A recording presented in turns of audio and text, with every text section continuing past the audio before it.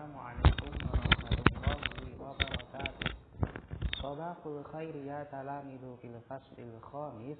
Selamat pagi anak-anak kelas 5. Kaifa halukum? Bagaimana kabarnya hari ini? Berjumpa lagi dengan Pak Hadi dan semoga kalian tetap sehat selalu dan selalu dalam lindungan Allah Subhanahu wa ta'ala. Amin amin ya rabbal alamin.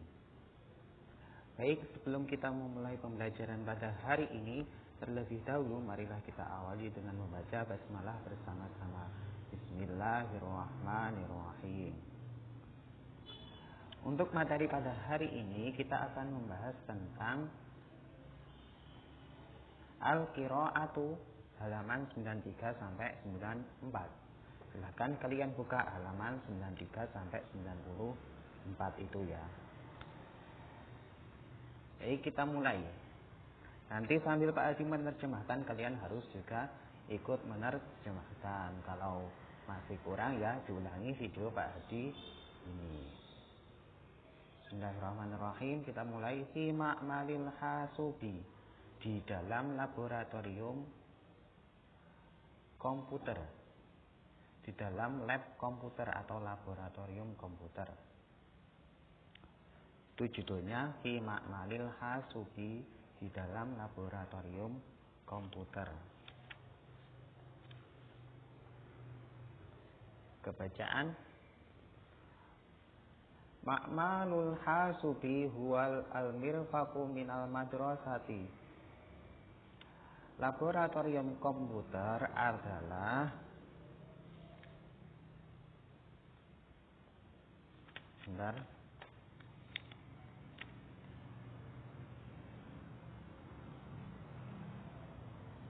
fasilitas. Laboratorium komputer adalah fasilitas sekolah dari sekolah. Ini dari. Laboratorium komputer adalah fasilitas dari sekolah. Titik. Fihi adawatun kamilatun kal makatibi wal karasi wa mukayyafil hawai alal haiti. Di dalamnya ada peralatan yang lengkap. Di dalamnya ada peralatan-peralatan yang lengkap. Kalau makatibi seperti bangku-bangku, wal karasi dan kursi-kursi, wa mukayyafil hawai dan AC alal haiti di atas tembok.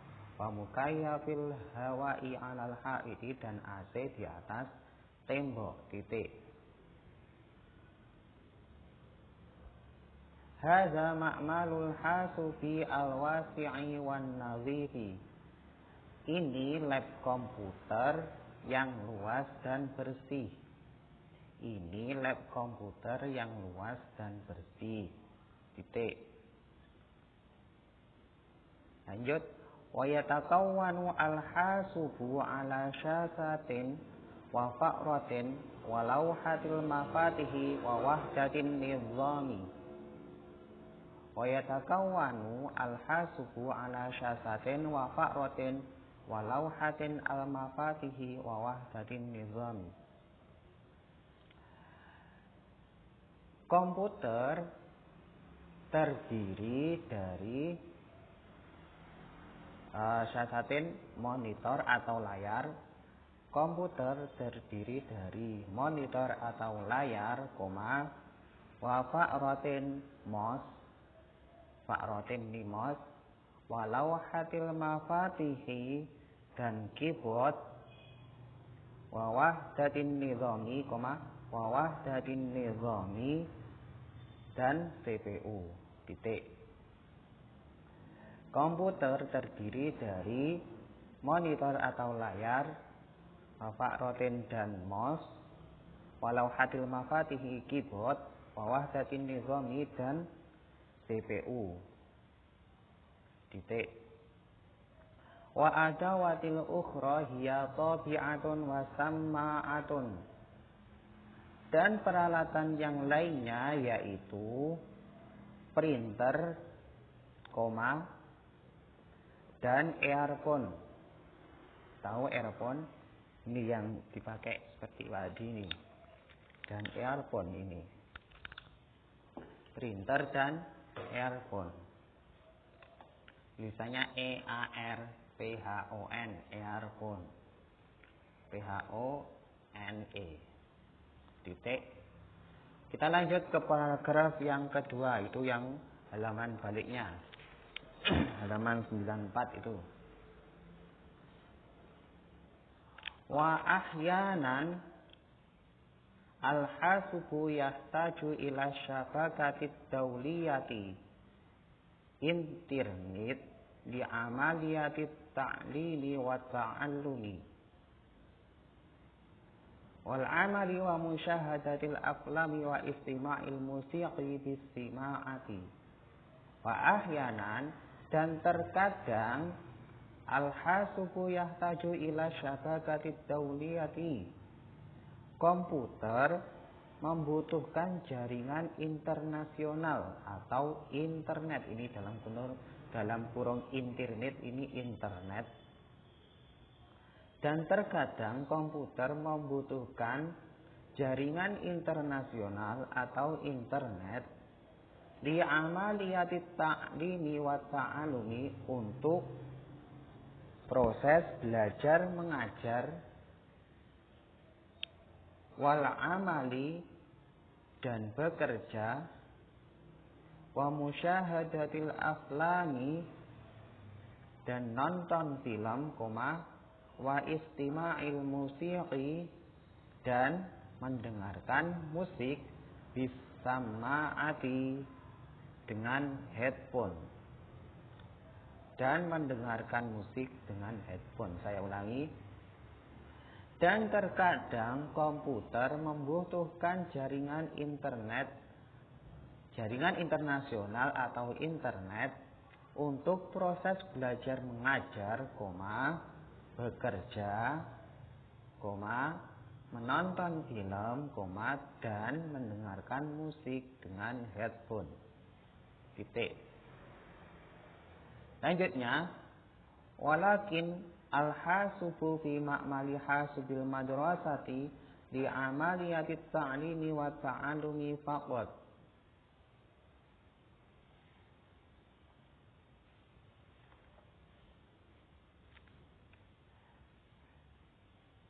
Mana tadi? Walakin, tetapi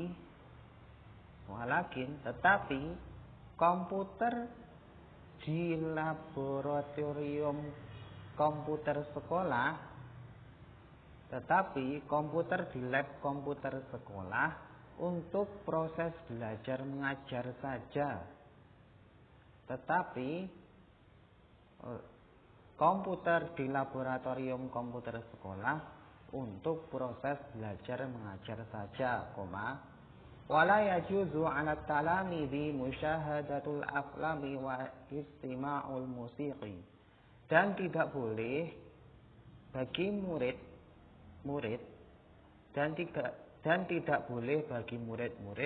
menonton film dan mendengarkan musik.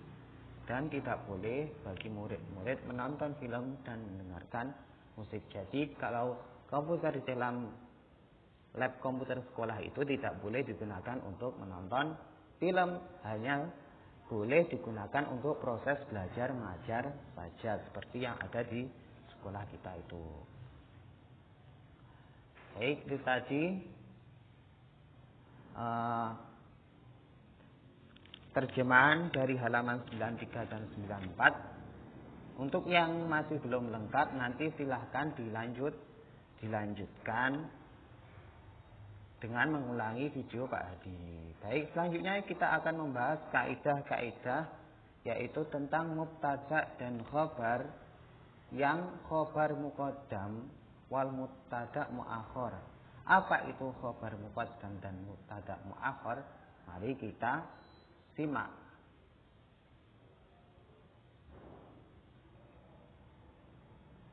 Mubtada, apa itu mubtada? Mubtada adalah kata yang terletak di awal kalimat. Jadi mubtada itu yang terletak di awal kalimat yang berfungsi sebagai subjeknya, atau dalam bahasa Indonesia kita kenal yaitu subjek. Kalau khobar yaitu predikat atau kata kerjanya. Bukan kata kerja ya. Khobar itu predikat yang terletak setelah mubtada dan berfungsi menjelaskan mubtada. Maksudnya ini contohnya ya, langsung ke contohnya saja. Al-maktabatu jamilun, meja itu bagus. Nah, kalau al-maktabatu saja ini kan tidak jelas. Meja itu kenapa? Meja itu bagus, dijelaskan dengan khobarnya. Jamilun, bagus. Nah, kalian buat lagi contohnya. Umpama Ja'a Zaidun. Zaidun datang. Atau Ja'a Umar. Umar datang. Datang kenapa? Minal madrasati. Bisa dikasih keterangan minal madrasati gitu. Atau Zaidun qaimun. Zaidun kenapa? Qaimun, berdiri. Gitu bisa.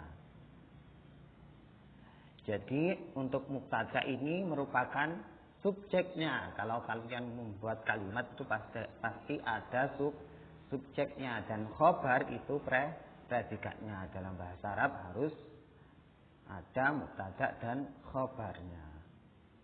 Mubtada itu terletak di awal kalimat dan khobar terletak setelah mubtada itu.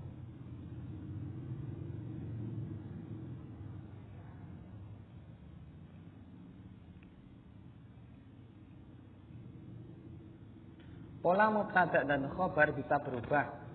Jadi tidak mubtada itu tidak harus di awal, tapi bisa juga berubah setelah khobarnya itu. Artinya mubtada bisa terletak setelah khobar dan khobar bisa mendahului mubtada. Itu sebaliknya ya. Pola tersebut dinamakan khobar muqaddam dan mubtada muakhar. Ini tadi judulnya.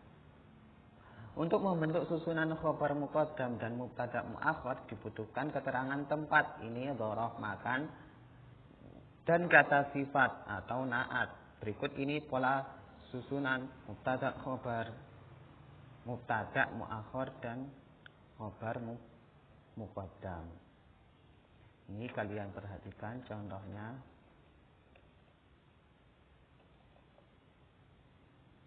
Ini ada dzaraf makan atau harfu jar. Tambahi al isim, yaitu isim tambah naat. Ini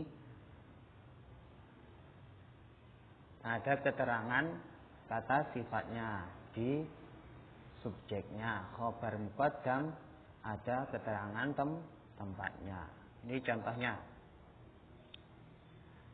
Al-kutubu katsiratun 'alar rafi. Buku itu banyak di atas rak. Nah ini kan masih susunan yang awal ya. Mubtadanya dulu, khobarnya setelah mubtada. Nah ini diganti. Kalau diganti gimana? Jadi alar rafi kutubun katsiratun. Di atas rak ada buku-buku yang banyak. Ini bisa bolak-balik bisa sebenarnya itu. Tapi ada tambahan yaitu keterangan tempat dan kata sifat. Ini katsiratun banyak, ini kata sifatnya. Ala rafi ini keterangan tempatnya. Baik, itu saja. Untuk tugasnya itu tadi.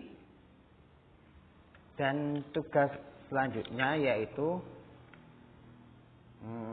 tidak ada. Tugas selanjutnya itu saja yang Pak Haji terjemahkan tadi, halaman 93 sampai 94. Yang belum lengkap silahkan kalian lengkapi.